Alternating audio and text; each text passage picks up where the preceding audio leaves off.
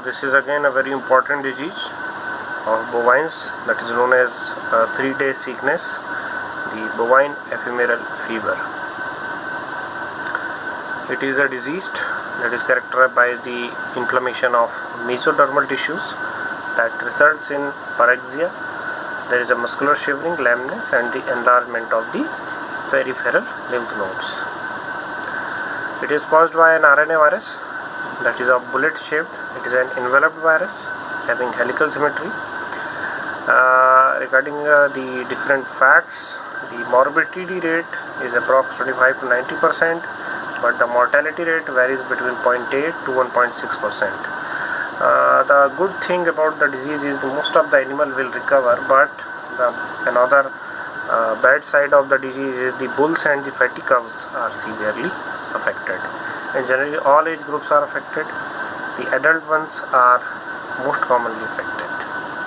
Regarding transmission, it is transmitted by sand fly. Although some texts suggest the culicoid species are there, but there is no satisfactory references, and it is also not spread through contact.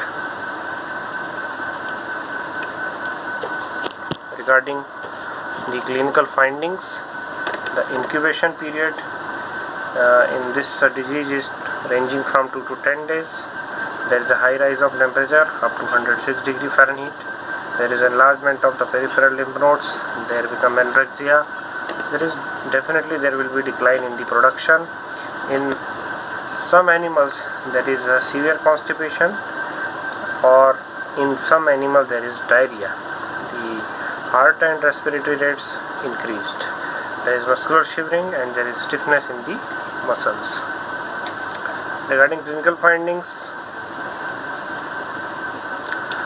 other clinical findings, there are swelling in the shoulders, neck and back. There is a limping, lameness, recumbency, and this limping and lameness observed due to the weakness of the hind limbs.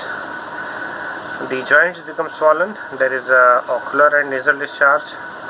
And why this is known as 3-day sickness? Because the temperature maintains up to 3 days, and then the animal start ingesting the feed. Because of after 3 days the temperature comes in the normal range, it will take another 3-4 days animal to completely recover from the lameness. Many animals they permanently suffers with the paralysis, that is partial stage of paralysis, and followed by complete paralysis of the pharyngeal muscle. And due to that pharyngeal muscle paralysis, such animals, if drenched, the drug or the material goes into the respiratory tract, that causes aspiration or aspiratory pneumonia, and probably it may be due to improper opening and closing of the epiglottis. Regarding treatment, there is a very symptomatic treatment is there. The analgesic drug can be given, like meloxicam, 1 ml up to 10 kg of body weight, or if it is not there, you can give the bolus form also, at least for 3 to 5 days. If meloxicam is not available, you can use the analgin at 8 ml per 100 kg body weight, intramuscular route, that is 40 mg per kg body weight. A course of broad spectrum antibiotic just to overcome the secondary complication can also be given. One homeopathic preparation is there, that is the Stox 500. It is claimed that 8 to 12 drops if placed on the tongue once or twice a day, that helps the animal to recover from 3-day sickness.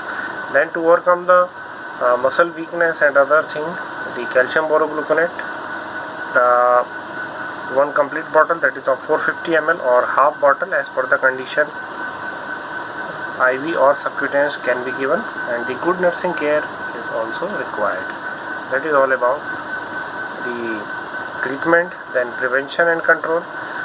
Generally control of the vector is very difficult, because it is very difficult to control the fly population, but care has to be taken.